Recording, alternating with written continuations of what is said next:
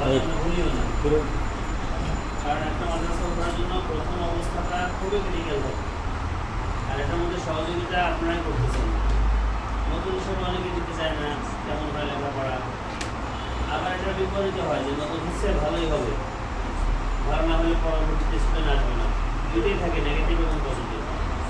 আপনাদের সাধুবাদ এবং মাদ্রাসার পক্ষ থেকে আপনাদেরকে সম্মান, অন্যদেরকে যা করবে আগামী 2 বছর 4 বছর পরে, এই বছর আপনাদের জন্য দোয়াটা এবং সম্মানটা বেশি হবে।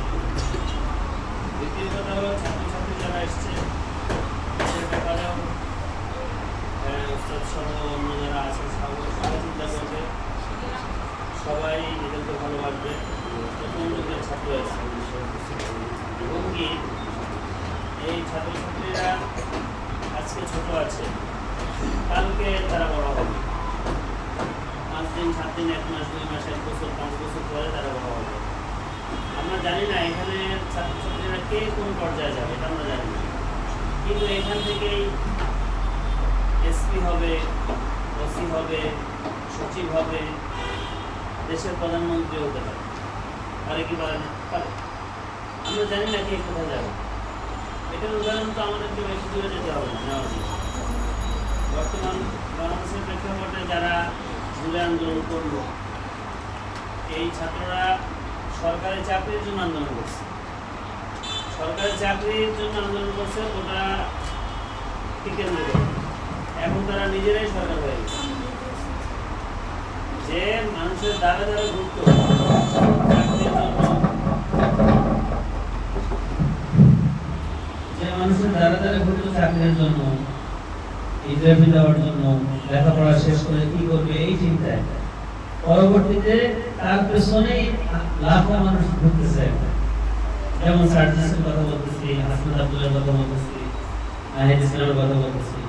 তাহলে ওরা তো কখনোই কল্পনা করে নাই যে ওদের এই অবস্থান হবে, এবং কি যারা শাহাদাত বরণ করেছে মারা গেছে, এরাও কখনো কল্পনা করে নাই এদের পরিবারকে রাষ্ট্রীয় সম্মাননা দেওয়া হবে।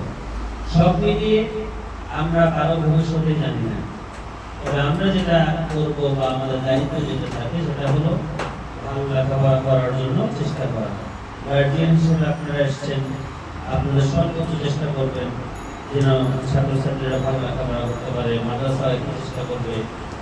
সব মিলিয়ে একটা ছেলে মেয়ে ভালো হয়, এমনি এমনি ভালো ফলাফল পাওয়া যায়। এরপরে কিছু ধৈর্যের ব্যাপার আছে, ধৈর্য ধারণ করতে হবে। কিছু ছেলে মেয়েদের মেধা কম, কিছু ছেলে মেয়েদের মেধা বেশি, কিছু মধ্যম। অতিরিক্ত মেধাও ভালো না, আর একদম ড্যামেজ মেধাও ভালো না। মধ্যম যেটা, এটা ঠিক আছে। অতিরিক্ত মেধাবীরা সহজেই নষ্ট হয়ে যায় এবং প্রচুর পরিমাণ অহংকারী হয়। আমার 2টা প্রতিষ্ঠান, হয়তো অনেকে আমাকে চিনেন এখানে, এক প্রতিষ্ঠানে 200+ স্টুডেন্ট, আরেক প্রতিষ্ঠানে 100 মতো। এইগুলো অভিজ্ঞতার আলোকে বলছি। মধ্যম মেধাবীরা ভালো, অতিরিক্ত মেধাবীরা এরা একটু অহংকারী হয়, এক সময় গিয়ে এরা চলে যায়।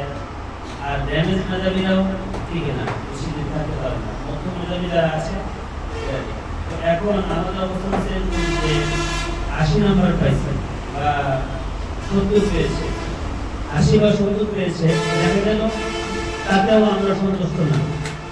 আমাদের মা বাবা বা যারা আছে সন্তুষ্ট না, এটা একটা ভুল চিন্তা। এটা ছেলেটা ছোট মানুষ, সেটা তো ক্লাস 1 প্লে নার্সারি 1 2 3 তে পড়ে, এদেরকে এত প্রেশার দেওয়া উচিত না। এবং কি আমাদের গার্জিয়ানদের অবস্থান এরকম ছিল, এরকম আছে যে কেন সে 100 পায় নাই, কেন সে 95-96 পায় নাই, এই জন্য এদেরকে বকাঝকা করা হয়, মারধর পর্যন্ত করা হয়। এটা কখনো করবেন না।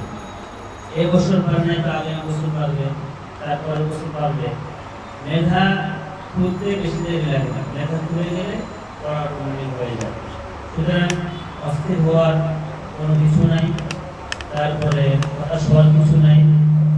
চেষ্টা করে যেতে হবে, সকলে মিলে চেষ্টা করবে। মাদ্রাসার যে দায়িত্ব আছে, ওস্তাদ যারা আছে ওনাদের দায়িত্ব পালন করতে হবে। শিক্ষক যারা আছে, পরিচালক যিনি আছেন, ওনাদের কাছে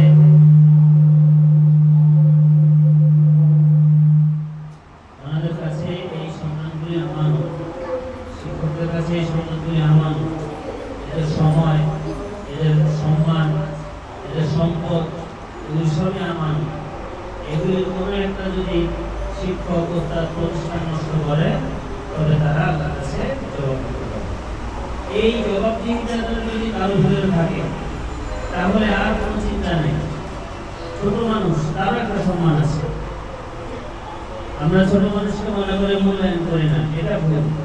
ছোট মানুষ, তারও একটা সম্মান আছে, তার একটা ইজ্জত আছে। আপনি অধিক পরিমাণ লজ্জা দিবেন, এটা হবে না। ওরও লজ্জা আছে, আমরা ওদেরকে মূল্যায়ন করি না। সেটা বাসায় বলেন, মাদ্রাসায় বলেন, প্রতিষ্ঠানে বলেন, মূল্যায়ন করি না, এটা ভুল। আমি অনেক দেখেছি যে ছোট মানুষের ইজ্জত সম্মান বড়দের মতো, প্রায় অনেক দেখেছি। এরকম অনেক ঘটনা আমি বলতে পারবো। সুতরাং প্রতিষ্ঠানের জন্য দোয়া করতে হবে, চেষ্টা করতে হবে, প্রতিষ্ঠান যেন আরো বড় হয়ে যায়, এই ব্যাপারে চেষ্টা করতে হবে। ওস্তাদ যারা আছেন তারা আন্তরিক হতে হবে, গার্জিয়ানদেরকে আন্তরিক হতে হবে। যারা লেখাপড়া করেছে, ফলাফল আছে, যাই ঘোষণা হবে, আমরা আলহামদুলিল্লাহ বলি। এই বছর ভালো করে নাই, আগামী বছর ভালো করবো, না করলে তারপরের বছর ভালো করবো, চেষ্টা করে যেতে হবে। ইনশাআল্লাহ, ইনশাআল্লাহ। আল্লাহ তাআলার কাছে দোয়া করি সকলের জন্য, এইখানে যারা এসছে তারা যেন মেধাবী হয়, তারা যেন ভালো হয়, বড় আলেম হয়। দোয়া করবো, দোয়া হবে। এবং আপনারা যারা এসছেন আপনাদের জন্য দোয়া করবো। আর না বাড়িয়ে কথা এখানে শেষ করছি। আসসালামু আলাইকুম ওয়া রাহমাতুল্লাহি ওয়া বারাকাতুহু।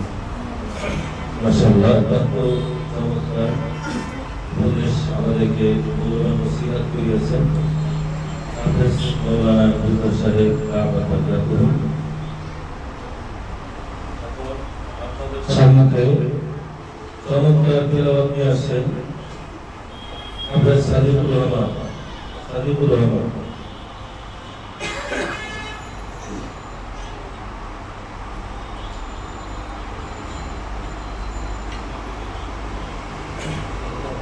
السلام عليكم ورحمة الله وبركاته.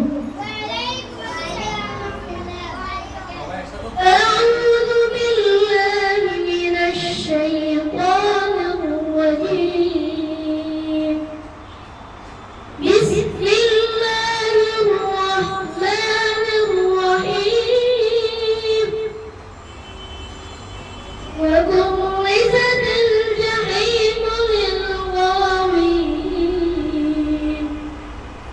وقيل لهم أين ما كنتم تعبدون من دون الله هل ينصرونكم أو ينتصرون فكبكبوا فيها هم والغاوون. صدق الله العظيم. السلام عليكم ورحمة الله وبركاته. মাশাআল্লাহ, চমৎকার তেলাওয়াত করেছেন সাদিকুর রহমান। এই মুহূর্তে একটি সঙ্গীত পরিবেশন করবেন আমাদের নাজেরার ছাত্র মোহাম্মদ রাইয়ান।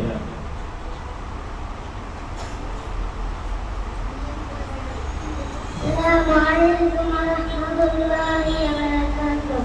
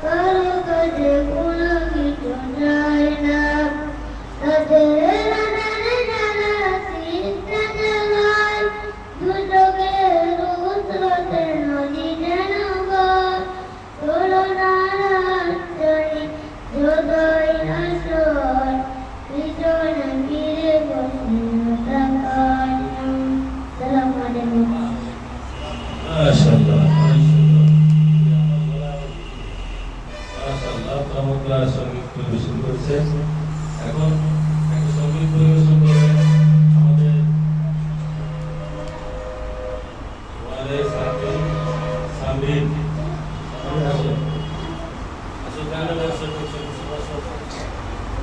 আসো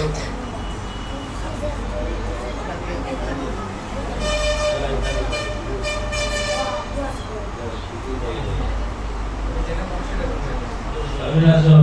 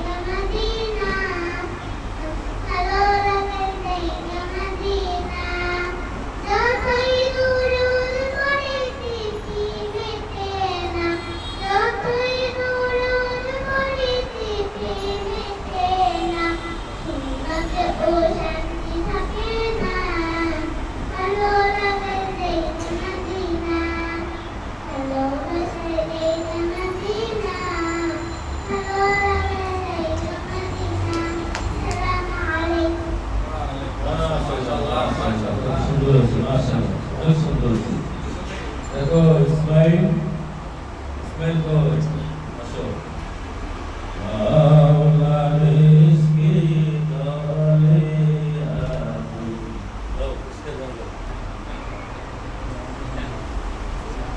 Assalamu alaikum warahmatullahi wabarakatuh.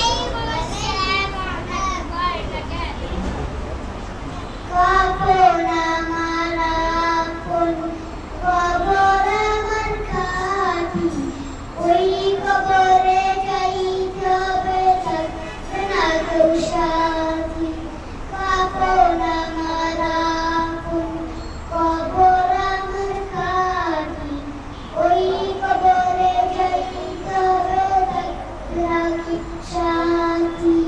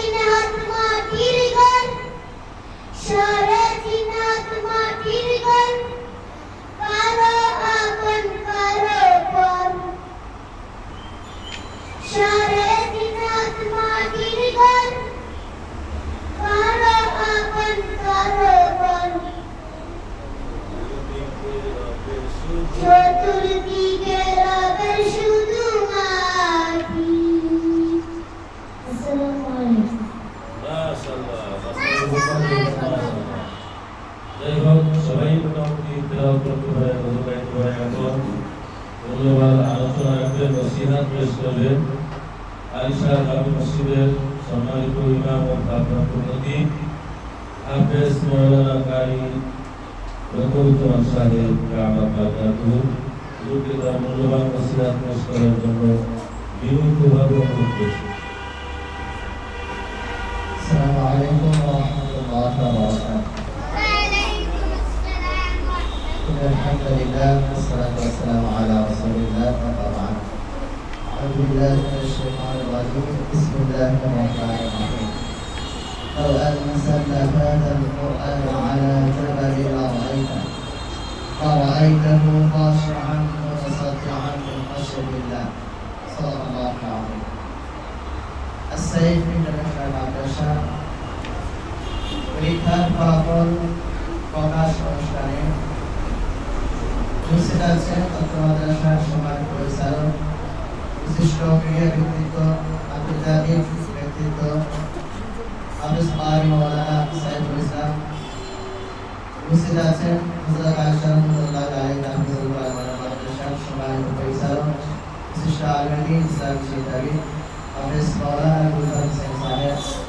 উপস্থিত আছেন শিক্ষকবৃন্দ, অভিভাবকবৃন্দ এবং কোরআনের শিক্ষার্থী ভাইরা, সকলকে আন্তরিক মোবারকবাদ জানাচ্ছি।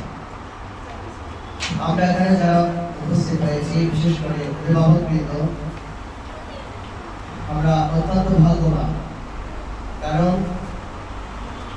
যে আইন শিক্ষার জন্য আপনাদের সন্তানদেরকে মাদ্রাসা ভর্তি করিয়েছেন, এটা হচ্ছে ইলমুল ওয়াহী, ইলমুন নববী। সরাসরি আল্লাহ রাব্বুল আলামিন যে আইন তার প্রিয় হাবিবের উপর নাযিল করেছেন, এমন একটি জ্ঞান আপনাদের সন্তানদেরকে শেখার জন্য মাদ্রাসায় ভর্তি করিয়েছেন। এজন্য আবার হাদিসের মধ্যে এসেছে, যারা পবিত্র কোরআন শিখে এবং শেখায় তারা পৃথিবীর মধ্যে সবচেয়ে দামি মানুষ। এই হিসেবে আমরা বলতে পারি, আমরা যারা এখানে উপস্থিত হয়েছি, কোরআনের সাথে যারা সম্পর্ক রাখি, যারা কানেক্টেড, সকলেই অত্যন্ত ভাগ্যবান। তো আমাদের সময় সংক্ষিপ্ততার কারণে আমি আলোচনা দীর্ঘ করব না। তো আপনাদের সন্তানদের যেহেতু ইলমুল ওয়াহী শেখার জন্য দিয়েছেন, এই আইন অত্যন্ত কঠিন আবার অত্যন্ত সহজ। আল্লাহ রাব্বুল আলামিন বলেছেন, ওয়ালাকাদ ইয়াসসারনাল কুরআন, আমি কোরআনকে সহজ করে দিয়েছি শেখার জন্য। আবার আমি যে আয়াত তেলাওয়াত করেছি, এই আয়াতের মধ্যে বলা হয়েছে, এই কোরআন যদি আমি পাহাড়ের উপর নাযিল করতাম, তাহলে তোমরা দেখতে যে পাহাড় ভীত সন্ত্রস্ত হয়ে যেত, একবারে বিদীর্ণ হয়ে যেত। তাহলে কঠিন একটি কিতাব, কঠিন একটি আইন আপনাদের সন্তানরা শেখার জন্য এখানে এসেছে। সুতরাং কখন সহজ হবে, কখন কঠিন হবে, যদি আমরা কোরআনকে সেভাবে মূল্যায়ন করি, কোরআনকে সেভাবে গুরুত্ব দিই, তাহলে আমরা কোরআনকে সহজভাবে গ্রহণ করতে পারবো, যেটা আল্লাহ রাব্বুল আলামিন বলেছেন। আর যদি কোরআনের সাথে আমরা সম্পৃক্ত না রাখি, কোরআনকে অবহেলা করি, কোরআনকে সেভাবে মূল্যায়ন না করি, তাহলে কোরআন আমাদের জন্য অত্যন্ত কঠিন হবে। এর জন্য আমি বলবো, আপনারা প্রতিষ্ঠানে ভর্তি করিয়েছেন, আমি আশা করি আপনারা নিরাশ হবেন না যে নতুন প্রতিষ্ঠানে ভর্তি করিয়েছি, কি হবে না হবে এটা ভাবার প্রয়োজন নেই। কারণ এই মাদ্রাসার যিনি পরিচালক, উনি অত্যন্ত দক্ষ একজন ব্যক্তি, উনি আন্তর্জাতিক ব্যক্তিত্ব, উনি বাংলাদেশে আনাচে কানাচে অনেক বড় বড় মাদ্রাসায় তিনি সফর করেছেন, ওনার অভিজ্ঞতা আছে।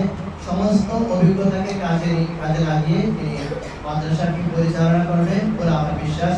এজন্য আপনাদের হতাশ হওয়ার কিংবা বঞ্চিত হওয়ার, নিরাশ হওয়ার কোনো কারণ নাই।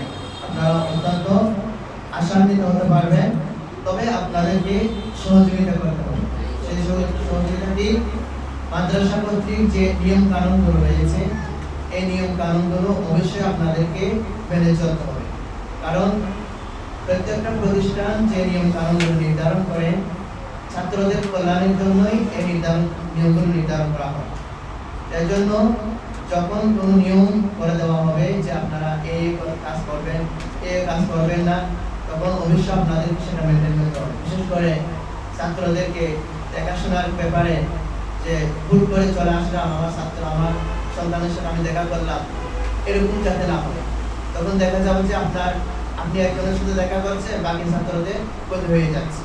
তো আমি আরেকটা পরামর্শ সবসময় দিয়ে থাকি যে ছাত্রদেরকে যত বেশি প্রতিষ্ঠানে রাখা যায়, যত বেশি প্রতিষ্ঠানে সময় দেওয়া যায়, তত বেশি আপনার সন্তানের জন্য লাভ। যত বেশি বাসায় থাকবে, যত বেশি বাসা কেন্দ্রিক তার মনোযোগ থাকবে, তত বেশি আপনার সন্তানের ক্ষতি হবে। এজন্য চেষ্টা করবেন সবসময় মাদ্রাসায় রাখার জন্য, বাসায় কম দেওয়ার জন্য। যারা একান্ত ছোট, একেবারে নাজারা বা কায়দা করতেছে, তাদেরকে আপনারা নিয়মিত বা সপ্তাহে নিয়ে যেতে পারেন। আর যারা হিপস নিয়ে নিবে, যারা একটু বড় হবে বয়সে, তাদেরকে সবসময় চেষ্টা করবে মাদ্রাসায় যাতে তারা অবস্থান করে। 1 সপ্তাহ, 2 সপ্তাহ, 3 সপ্তাহ পরে তাদেরকে বাসায় নেবেন। কোনো বাসায় নেবেন না। বাসায় নিলে তাদের পড়ার ক্ষতি হবে। একটু অমনোযোগী হলে, বাসার দিকে একটু খেয়াল করলে এদিকে পড়া থেকে তার মন ছুটে যাবে। এজন্য সবসময় মাদ্রাসায় রাখার চেষ্টা করবেন। আর তাদেরকে বেশি আদর যত্ন দেখাবেন না। অন্তত যতদিন পর্যন্ত হিপস শেষ হবে না, ততদিন পর্যন্ত তাদেরকে বুঝতে দিবেন না যে তাদেরকে বেশি আদর করেন বা অতিরিক্ত আদর করেন। একটা অনুষ্ঠান আছে, বিয়ের অনুষ্ঠান, একটা পার্টি, তাকে আমি নিয়ে গেলাম না, এই কাজগুলো করবেন না। একবারে যেটা না জেনে না হয় ওইরকম অনুষ্ঠানে নেবেন। কোনো অনুষ্ঠানে তাদেরকে নিয়ে যাবেন না, এটা আপনাদের সন্তানদের পড়ার ক্ষতি হবে। তো আমি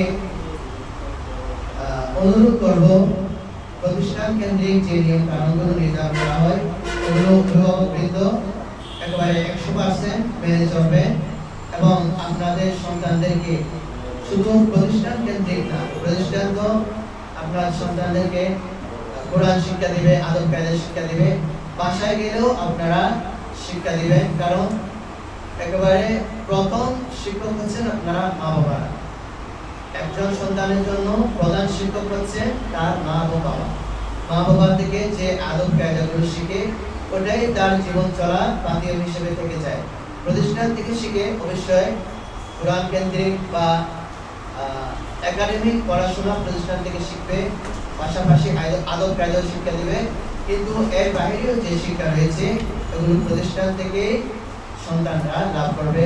এজন্য আচরণের ক্ষেত্রে স্বামী স্ত্রী এমন কোনো কাজ, এমন কোনো আচরণ করবেন না যা আপনাদের সন্তানদের আচরণের ক্ষেত্রে বিরূপ প্রতিক্রিয়া সৃষ্টি করে। এজন্য খুব কেয়ারফুলি আচরণ করবেন। তো আমি বেশি কথা বাড়াতে চাচ্ছি না, সবাইকে অনুরোধ জানাবো যে মাদ্রাসাতে ভর্তি করিয়েছেন, এ ব্যাপারে কারো চিন্তিত হওয়া কিংবা দুশ্চিন্তাগ্রস্ত হওয়ার কারণ নেই। আপনারা আশান্বিত থাকতে পারেন যে আপনার সন্তান ইনশাআল্লাহ এখান থেকে ভালো কিছু শিখবে, এখান থেকে একজন ইন্টারন্যাশনাল একজন হাফেজ হয়ে আপনার সন্তান এখান থেকে বের হবে, এই আশা আপনারা করবেন। এবং সাথে সাথে আল্লাহ রাব্বুল আলামিনের কাছে দোয়া করবেন যাতে এই পথ চলা তাদের জন্য সহজ হয়, তাদেরকে এক একজন আল্লাহ কোরআনের হাফেজ হিসেবে, এক একজন ভালো মানুষ হিসেবে কবুল করে। এজন্য সকলে দোয়া করবেন। আমরাও দোয়া করছি, সকলে কল্যাণ কামনা করে আপনাদের সন্তানদের একজন যেন আল্লাহ রাব্বুল আলামিন দেশের বাসের হাফেজ হিসেবে কবুল করেন, এই দোয়া করে সকলের সুস্থতা কামনা করে আমি আমার সংক্ষিপ্ত বক্তব্য শেষ করছি। ওয়া তাওফীক ইল্লা বিল্লাহ। আসসালামু আলাইকুম ওয়া রাহমাতুল্লাহ। মাশাআল্লাহ, মাওলানা রুজুমান সাহেব চমৎকার আলোচনা করেছেন। আসলে সত্যি কথা বলতে, যারা এখানে আমাদের ছাত্র আছে, আসাদুল ইন্টারন্যাশনাল ছাত্র, সবার প্রতি আমাদের একটা মহব্বত, ভালোবাসা সবসময় আছে এবং থাকবে। আপনারা যারা গাড়ি আছে, একটা সন্তানের প্রতি কতটা চিন্তিত থাকে বাসায় বসে, বাসায় থাকলেও চিন্তা করে আমার সন্তান কোথায় যাবে, কি করতেছে, কোনো অসুবিধা হবে কিনা, অসুস্থ হবে কিনা, টেনশন করেন না? অবশ্যই করেন। আর আপনারা এখানে শিক্ষক যারা আছে, তারা সবসময় টেনশনে থাকি, অসুবিধা হবে কিনা, সে কোথায় যাবে কিনা, তাদের পাহাড় দিতে হয়, সে বাহির চলে গেল কিনা। অনেক ছাত্র আছে অসুস্থতায় ভুগে, তাদেরকে আমরা ডাক্তার চিকিৎসা ডাক্তার নিয়ে যাই, এটা আমরা করে দিই। এখন আপনার মনে করেন হুজুরদের কোনো খেয়াল নাই, এটা ভুল ধারণা। সম্পূর্ণ আপনার সন্তান দিয়ে গেছেন, 1000 টাকা দিলে যে আমরা তার প্রতি নজরদারি করি, 6000 টাকা দেয় তার প্রতি সে একই নজরদারি আমরা সমানভাবে দিচ্ছি। এখানে টাকার পরিমাণ একটা সন্তান এখানে দিয়ে গেছেন, তারপরে কিন্তু আমাদের কাছে বুঝাই দিয়েছেন, মানে আমার কাছে দায়িত্ব। একটা সন্তানের কোনো কিছু হয়ে গেলে, একটা ক্ষতি হয়ে গেলে, সে দায়িত্ব আমাদের জলভূমিকা করতে হবে কিনা। এজন্য আপনারা যারা গার্ডিয়ান যারা আছেন আপনারা বাসার মধ্যে যেভাবে সন্তানকে দেখতে লালন পালন করতে ঠিক ভাবছেন সেম ভাবে বরং একটু বেশি করে আমাদের ধরুন একটা সন্তানের ক্ষতি হয়ে গেলে কতটা লস হবে সেটা আমরা জানি।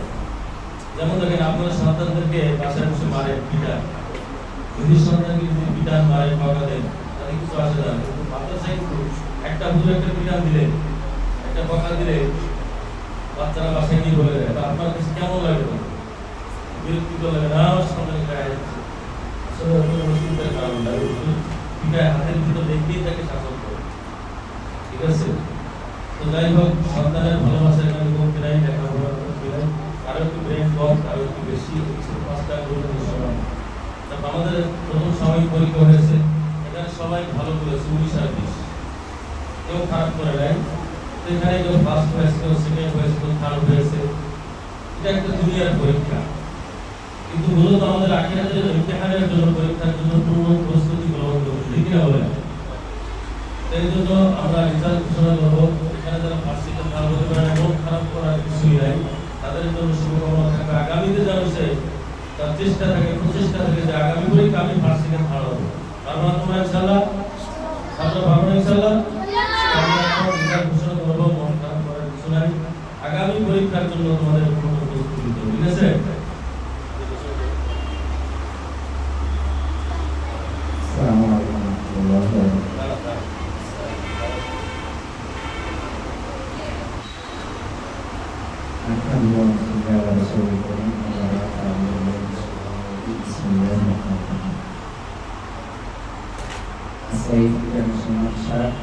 প্রথম সাময়িক পরীক্ষার ফলাফল সম্মুখে আজকে প্রথম যারা অর্জন করেছেন তাদের জানানো হবে এবং বাকি যারা ফলাফলটা পরিবারে কাজ করা হবে। এতে যারা প্রথম স্থান অর্জন করেছেন মোহাম্মদ মাহফুজুর রহমান 525 নাম্বার পেয়ে প্রথম স্থান অর্জন করেছেন।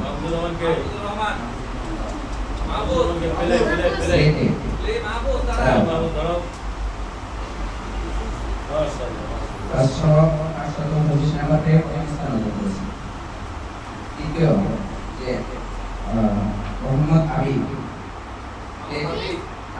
আছে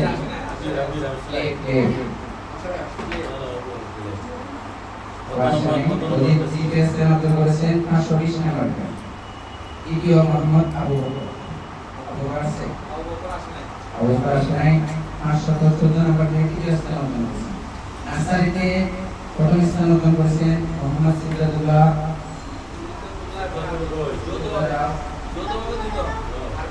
প্রথম স্থান অর্জন করেছেন 17 নাম্বার। তারপরে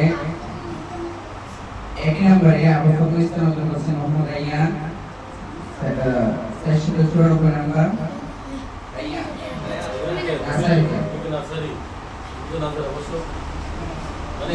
দ্বিতীয় স্থান অর্জন করেছেন নার্সারিতে 2জন ফার্স্ট হয়েছে, নার্সারিতে 2জন একই নাম্বার পেয়ে ফার্স্ট হয়েছে, একজন হচ্ছে সিদ্দাতুল্লাহ, একজন হচ্ছে রাইয়ান, আসে নাই। আর দ্বিতীয় স্থান যে অর্জন করেছেন মোহাম্মদ আফরা দাও নার্সারিতে দ্বিতীয় স্থান অর্জন করেছেন আফরা। তৃতীয় স্থান অর্জন করেছেন আবু নাইম তৃতীয় স্থান অর্জন করেছেন।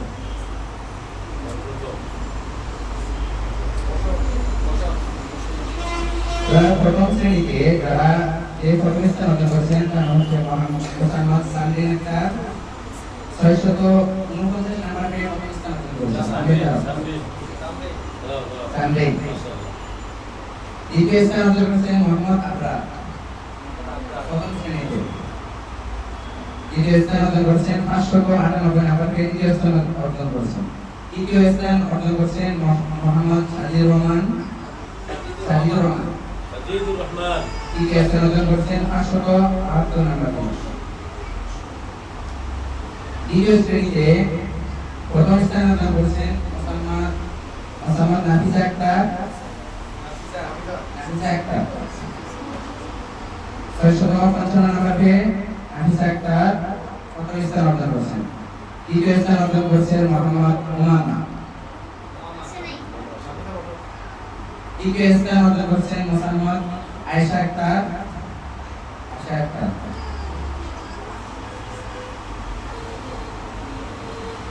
আপনাদের সম্মুখে নাজারা বিভাগ যারা প্রথম এবং দ্বিতীয় স্থান অর্জন করেছেন তাদের নাম ঘোষণা করা হবে। প্রথম স্থান অর্জন করেছেন মোহাম্মদ জাকারিয়া, 544 নম্বর পেয়ে প্রথম স্থান অর্জন করেছেন জাকারিয়া। এবং দ্বিতীয় স্থান অর্জন করেছেন মোহাম্মদ আব্দুল্লাহ, 507 নম্বর পেয়ে দ্বিতীয় স্থান অর্জন করেছেন আব্দুল্লাহ। তৃতীয় স্থান মোহাম্মদ সাফওয়ান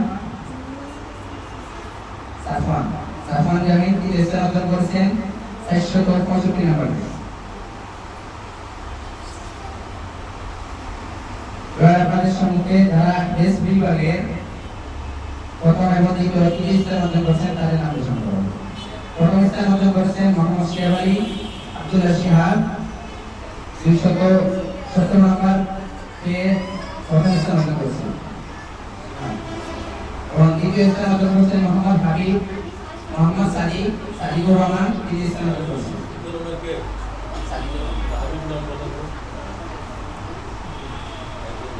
তৃতীয় স্থান অর্জন করেছেন মোহাম্মদ হাবিব।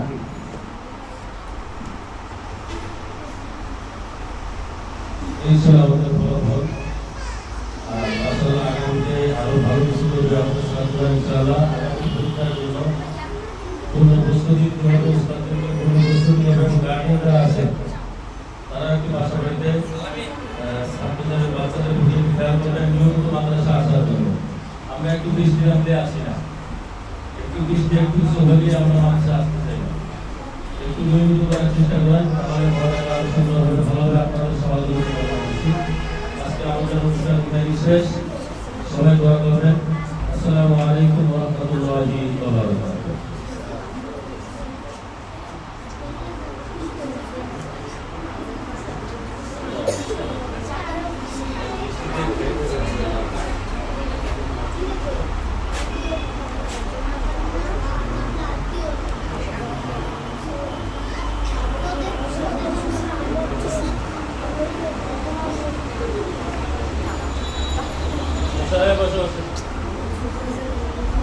বাচ্চারা